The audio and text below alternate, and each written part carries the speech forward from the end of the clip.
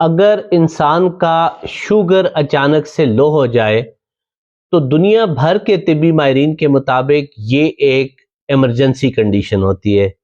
اور اگر درست طریقے سے نہیں معلوم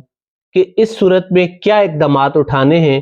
تو چند منٹوں کے اندر اندر یہ صورتحال مریض کے لیے انتہائی خطرناک ثابت ہو سکتی ہے،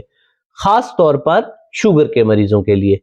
السلام علیکم ناظرین، یہی ہماری آج کی ویڈیو کا موضوع ہے۔ آئیے آپ کو بتاتے ہیں کہ اس معاملے کے حوالے سے جدید میڈیکل سائنس کیا کہتی ہے۔ ناظرین، سب سے پہلے یہ سمجھیے کہ کیسے پتہ چلے گا کہ مریض کا شوگر لو ہو چکا ہے۔ اگر مریض کو اچانک تیز پسینہ، ہاتھوں میں کپ کپی، دل کی دھڑکن کا تیز ہو جانا، شدید بھوک یا اندر سے کھوکھلے پن کا احساس، چکر آنا یا شدید قسم کی کمزوری جیسی علامات محسوس ہونے لگیں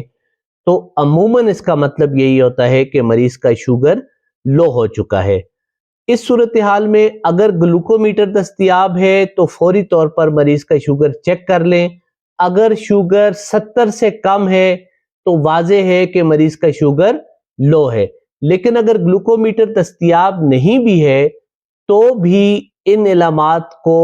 لو شوگر کی علامات سمجھ کر ہی فوری علاج شروع کر دیں، کیونکہ یاد رکھیے ناظرین کہ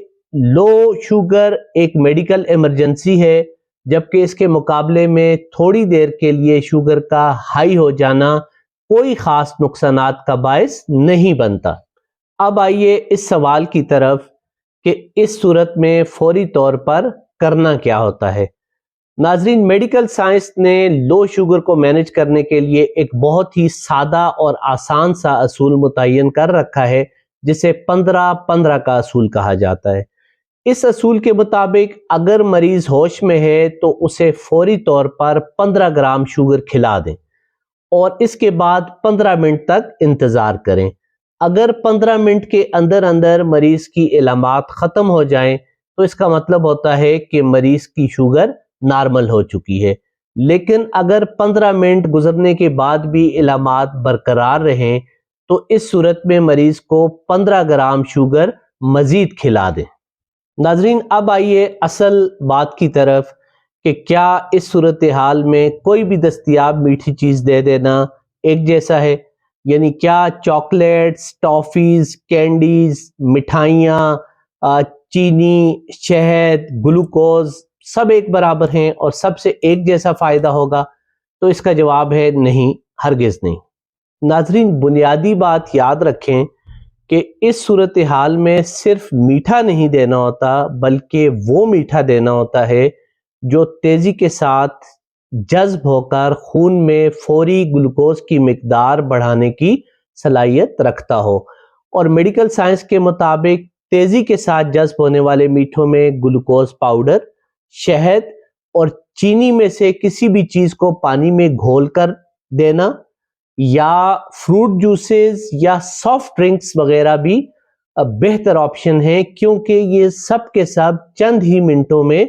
خون میں شامل ہو کر شوگر کی سطح کو بڑھا دیتے ہیں، جبکہ اس کے برعکس چاکلیٹس، کینڈیز، ٹافیاں اور بیکری کی مٹھائیاں وغیرہ اگرچہ میٹھے تو ہیں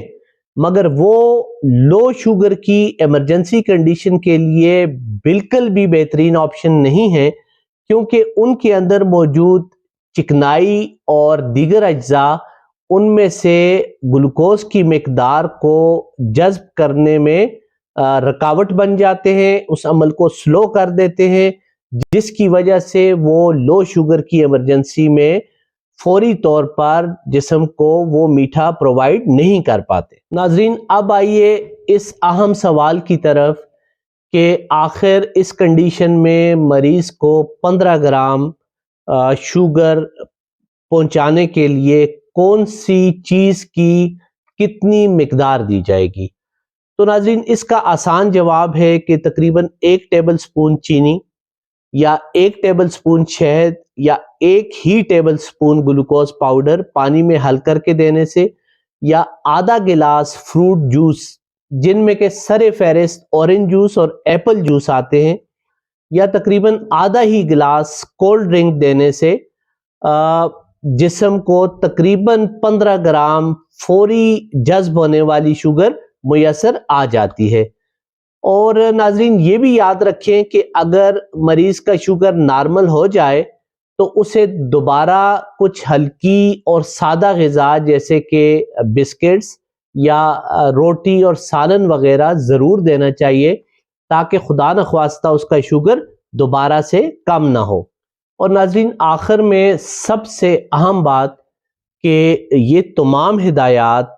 उस मरीज़ के लिए हैं जो मुकम्मल तौर पर होश में है। अगर खुदा न ख्वास्ता मरीज़ बेहोश हो गया है तो ऐसी सूरत में मरीज़ के मुंह में कोई भी मीठी चीज़ डालने की कोशिश हरगिज़ न करें,